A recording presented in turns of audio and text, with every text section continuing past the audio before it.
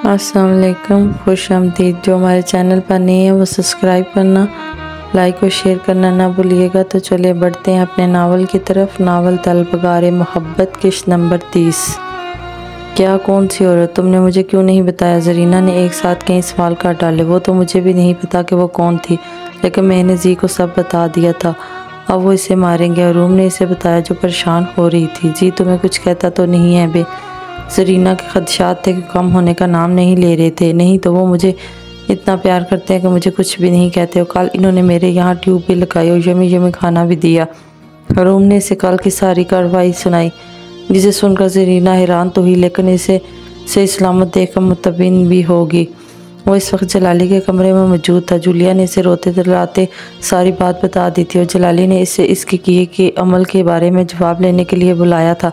वो सामने बैठा शराब पी रहा था और इसके साथ जूलिया बड़े खौफों से बैठी से देख रही थी, जबकि जरखान पुरस्कून सा इसकी तरफ से बात के आगाज़ का इंतज़ार कर रहा था। तो मैं पूछ सकता हूँ कि तुमने मेरी रखेल को इतनी तकलीफ़ क्यों दी? जलाली ने इंतहाई तहम्मुल से इससे सवाल किया। जानता था कि वो इसके रोब में आने वाला नहीं है। तुम मुझसे कोई भी सवाल नहीं कर सकते जब तक इस बात का जवाब तुम्हारी रखेल ना दे दे कि अरूम को तकलीफ़ पहुँचाने वाली वो कौन होती है। जरखान की सर्द आवाज़ कमरे में गूंजी। वो साथ ही इसने पास बैठी जूलिया को खुनख्वार नज़रों से देखा। तुम्हारी रखेल है मेरे शेर, इसके लिए तुम किसी को क्यों तकलीफ़ दोगे? जलाली की बात पर इसकी मुठियाँ भैंस ली। रखेल तो ये भी है तुम्हारी, तो तुम इसके लिए मुझे भी यानी डियोल को ये सब क्यों पूछ रहे हो? क्या ये मुझसे ज़्यादा अहमियत रखती है? जरखान ने तंजिया लहजे में कहा। नहीं डियोल, ये क्या, कोई भी तुमसे ज़्यादा अहमियत नहीं रखता मेरे लिए, लेकिन अगर एक मामूली लड़के के लिए क्यों ये तो सब।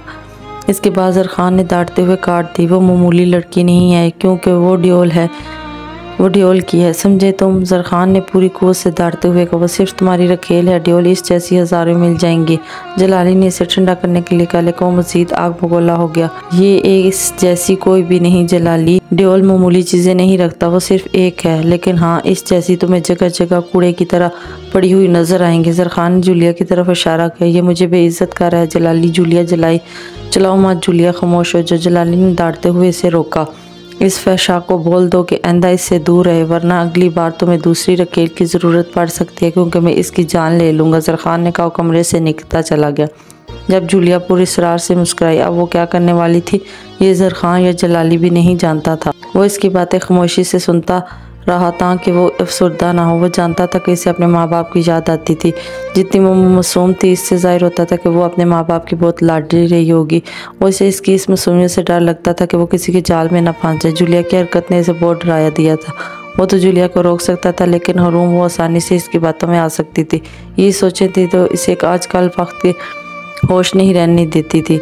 हरूम दिन ब दिन इनके दिल और दिमाग पर हावी होती जा रही थी। वो इसमें मौजूद जरखान को जिंदा कर रही थी, लेकिन अब वो जलाली की कोई बात नहीं सुनना चाहता था, बस वो अपने दिल का सुनता था। वो इसका दिल हरूम की ख्वाहिश करता था। मरियम बेगम बेड पर बैठी थी। इनके हाथ में एक तस्वीर थी जिसमें इनका प्यारा बेटा मुस्कुरा रहा था। इसकी ज़िंदगी से भरपूर मुस्कुराहट तस्वीर में वाज़ेह नज़र आ रही थी। इनकी आंखों से आंसू बह रहे थे। जिस दिन से वो गया था, वो एक पल के लिए भी सुकून नहीं आया था। इनकी आंखें तरस गई थी इसे देखने के लिए, इसे गले लगाने के लिए, लेकिन किस्मत ने इनको एक दूसरे से दूर कर दिया था। साकब साहब कमरे में आए तो इनको तस्वीर में हाथ से पकड़े देखकर समझ गए कि वो अपने बेटे को याद करके रो रही हैं। वो इनके पास आकर बैठ के उनके कंधों के गिर्द अपने बाजू हायल कर लिए। सब्र कर मरियम, यूं दुखी मत हो, वो वापस आ जाएगा। साकब साहब ने इन्हें समझाने की कोशिश की। साकब, मुझे इसकी बहुत याद आती है, पता नहीं कहाँ होगा। मैं बस एक बार इसे देखना चाहती हूँ, इसे गले लगाना चाहती हूँ। मरियम बेगम ने रोते हुए कहा, तुम अल्लाह पर भरोसा रखो, वो एक दिन ज़रूर वापस आ जाएगा। साकब साहब ने इन्हें हौसला दिया। वो इनके सीने से लग कर रोने लगी।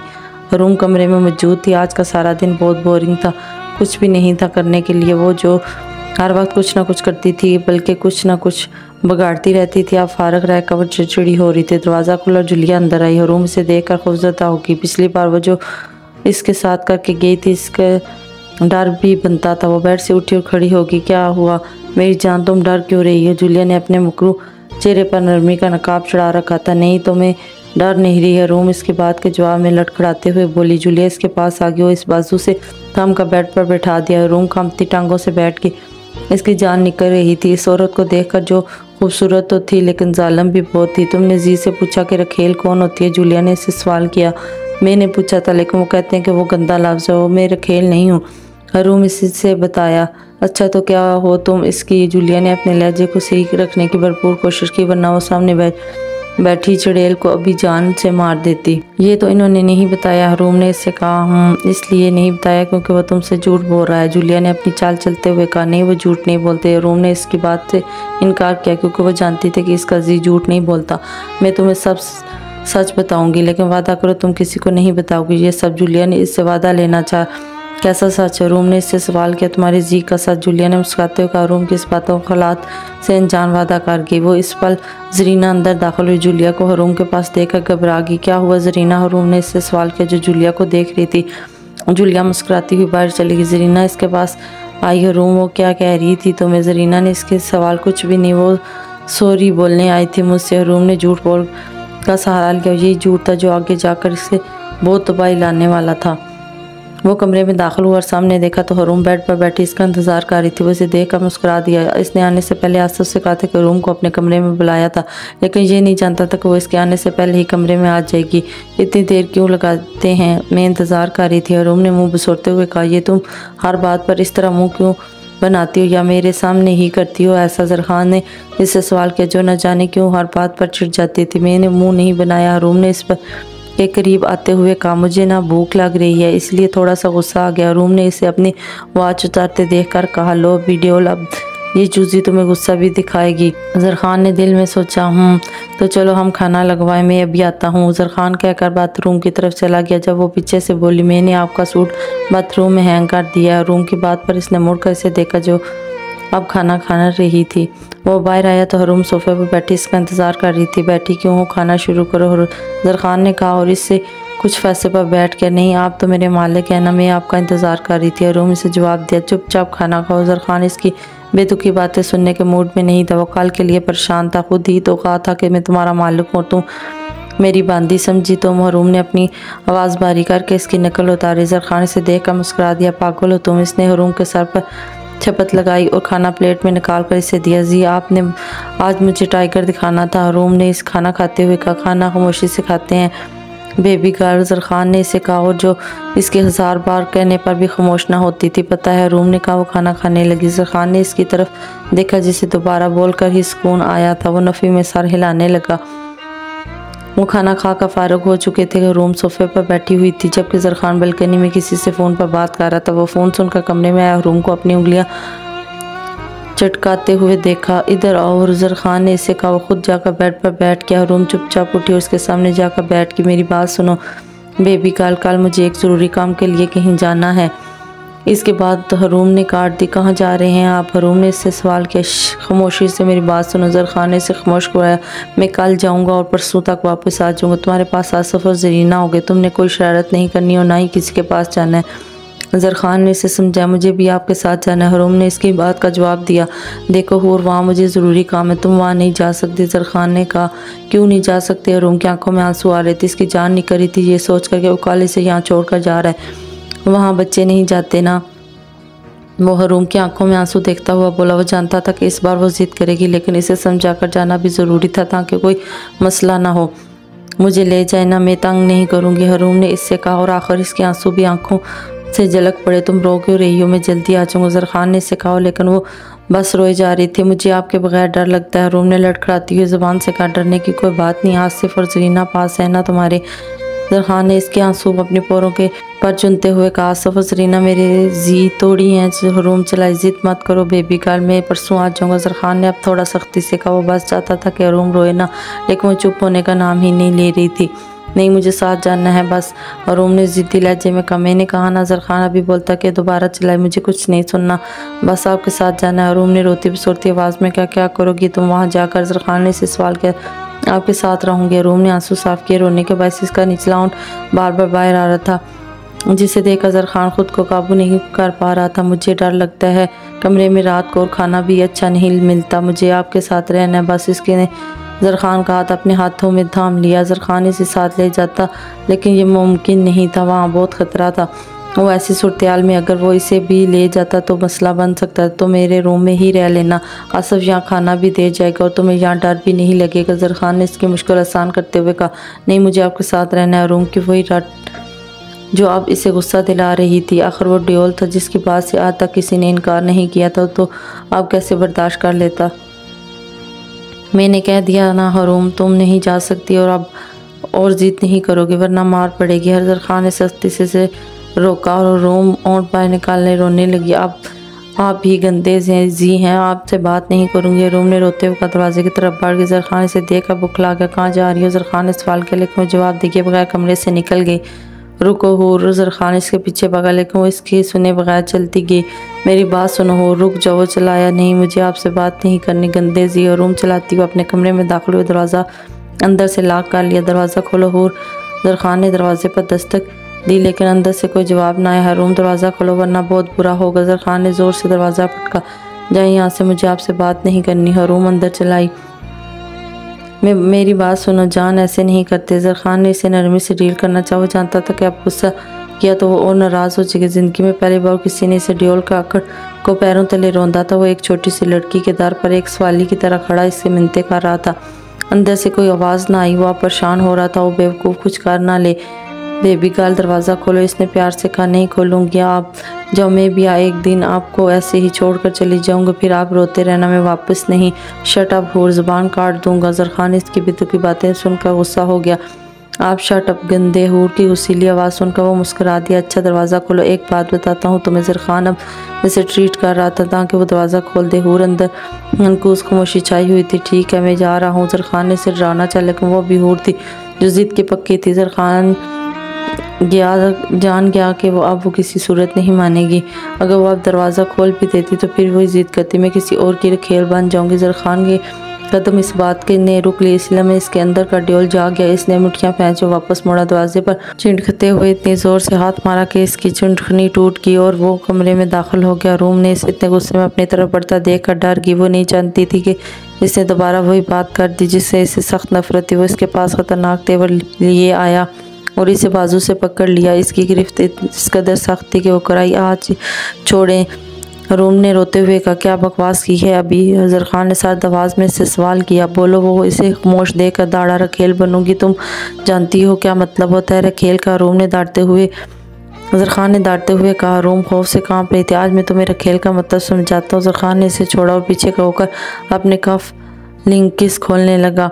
वो अपनी आस्तीनों को ऊपर कर रहा था। रूम को इसे देखकर खौफजदा हो रही थी। इसके मुंह से एक लफ्ज़ भी नहीं निकल रहा था। किसी और की रखेल बनोगी तुम, है ना? वो इसके पास आया और इससे पीछे बेड पर धक्का दे दिया। रूम कमर के बल बेड पर गिर गई। आज रूम इसे देखकर खौफजदा हो रही थी। वो ये होती है रखेल, जरखान ने कहा और इसने गर्दन अपने चेहरा छुपाना चाहा। जब वो फूट फूट कर रो दी, छोड़े मुझे।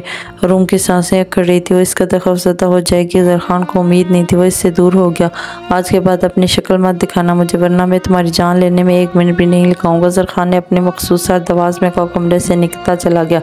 पीछे वो इसके जाने और नाराज़ होने के दुख से रो दी। वो कमरे में दाखिल हुआ, दरवाज़ा ज़ोर से बंद किया। इसका गुस्सा सब्र से बुरा हाल हो रहा था। दिल तो इसका कर रहा था कि इस बेवकूफ़ के मुंह पर 2-3 थप्पड़ जड़ दे, लेकिन इसके नाजुक जान का ख्याल करके वो अपना गुस्सा पी गया। जानता जो था कि वो इसकी भारी हाथ का थप्पड़ बिल्कुल भी नहीं सह पाएगी।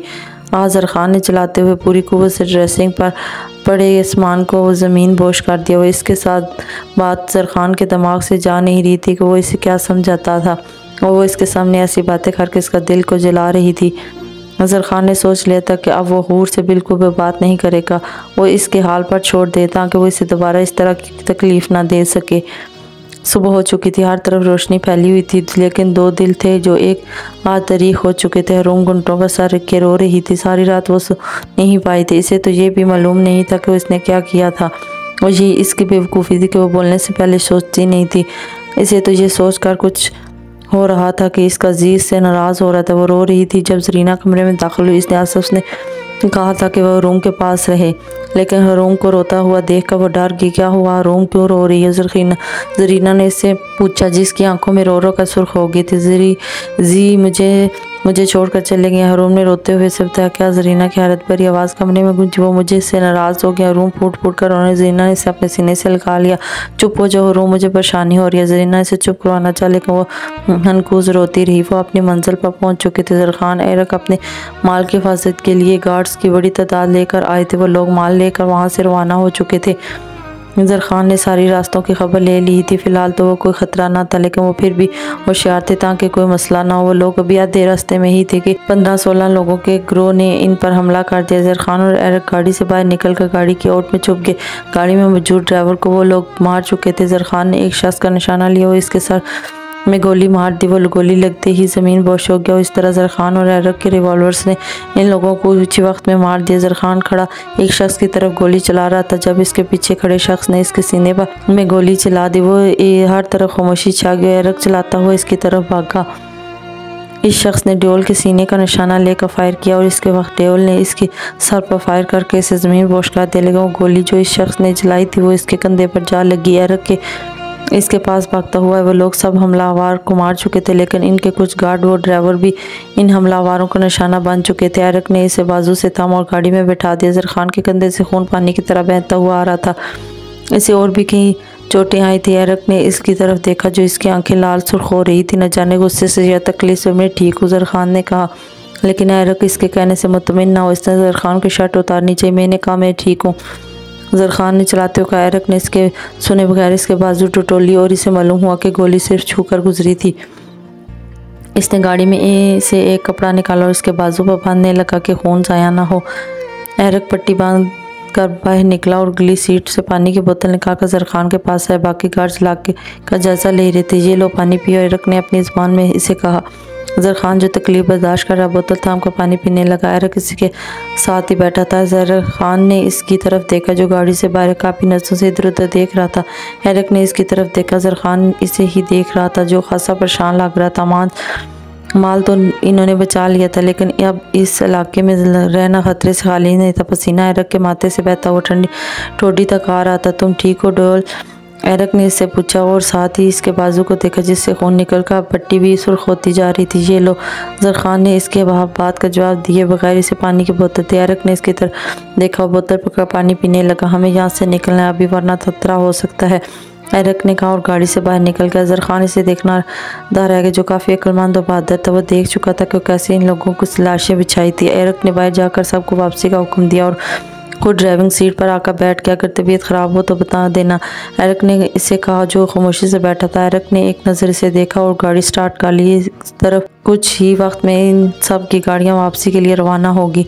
ज़र ख़ान ने सीट की पुष्ट पर अपना सर टिका लिया। इसके दिमाग में आलूदगी छा रही थी। वो देखते ही देखते इसकी आंखें बंद हो गई। कुछ ही घंटों में वो लोग अपनी मंजिल पर पहुंच चुके। एरिक तेज़ी से गाड़ी से निकला, पिछले बैठे ड्योल की तरफ गया। ड्योल ड्योल उठो, एरिक ने इसे हिलाया। जब ज़र ख़ान ने आंखें खोली, तुम्हारा खून बह गया है ड्योल, जल्दी चलो, तुम्हारी ट्रीटमेंट की ज़रूरत है, एरिक बोला और इसे थाम कर बाहर निकला। लेकिन बाहर निकलते ज़र ख़ान ने इसे अपने बाजू छुड़वा ली। मैं ठीक हूँ, ज़र ख़ान ने कहा। अपने कमरे की तरफ बढ़ गया। ड्योल तुम, एरिक बोलने वाला था कि ज़र ख़ान की सुर्ख सर्द आंखें देख खामोश हो गया। मेरे कमरे में कोई ना आए। इस वक्त ज़र ख़ान ने ऐसे हुक्म दिया और वहाँ से चला गया। पीछे एरिक चला ली को खबर देने चला गया कि माल ले और ड्योल ज़ख्मी हो गया है। रूम अपने कमरे में बैठी थी। कल से वो बस रोई जा रही थी। वक्त था कि गुजर ही नहीं रहा था। कब से इसका इंतज़ार कर रही थी ताकि वो इसे मना ले, लेकिन वो आने का नाम नहीं ले रहा था। इसकी आंखें रो रो कर सुर्ख हो गई थी। सर था कि दर से फटा जा रहा था। ज़रीना दरवाज़ा खोल कर अंदर ही रूम जी आ गया। ज़रीना ने इसे बताया वो कल से देख रही थी कि रूम ड्योल को याद कर रही है। वो नहीं जानती थी वो क्या माजरा है, लेकिन वो इसकी तबीयत देख कर चाहती थी कि ड्योल जल्दी आ जाए। इसने रूम से कई सवाल भी किए थे, लेकिन इसने कोई जवाब नहीं दिया। रूम ने इसकी बात सुनी तो हैरान हो गई। वो तेज़ी से उठी और पैरों में जूता पहने बगैर इसके कमरे की तरफ भागी। इसे यकीन नहीं हो रहा था कि इसका जी इतनी जल्दी वापस आ गया। वो भागती हुई इसके कमरे तक पहुंचे, दरवाज़ा खोलकर अंदर दाखिल हो गई। ज़र ख़ान कमरे में आया और दरवाज़ा बंद कर दिया। तकलीफ से इसकी सारी बात सुन हो चुकी थी। इसने अपनी शर्ट उतार कर पास पड़े सोफे पर उछाल दी और शीशे के सामने खड़ा हो गया। इसके सीने और कंधे पर काफ़ी चोटें आई थी। वो कंधे से नीचे के जहाँ गोली लगी थी वहाँ से तो खून बहकर इसकी हथेलियों तक आ रहा था। वह जानता था कि इसे मरहम पट्टी की ज़रूरत है, लेकिन इस वक्त वो किसी को भी अपने सामने नहीं देखना चाहता था। गोली सिर्फ छूकर गुजरी थी, इसलिए वो खुद ही पट्टी करने वाला था। अभी वो कुछ करता कि अचानक दरवाज़ा खुला और नाजुक वजूद अंदर दाखिल। ज़र ख़ान इसे अपनी सर्द आंखों से इसकी तरफ उठाए। वो किसी को अपने कमरे में नहीं देखना चाहता था, इसे तो बिल्कुल भी नहीं। रूम जो इसे सही सलामत देखना चाहती थी। ज़र ख़ान के पास जोर कंधों को देखकर इसकी जान निकल गई। रूम ने हैरत से इसे देखा जो सुर्खंगार नज़रों से इसे देख रहा था। इसके खून से ने हाथ देखकर रूम के रोंगटे खड़े हो गए। जी ये क्या है आपने?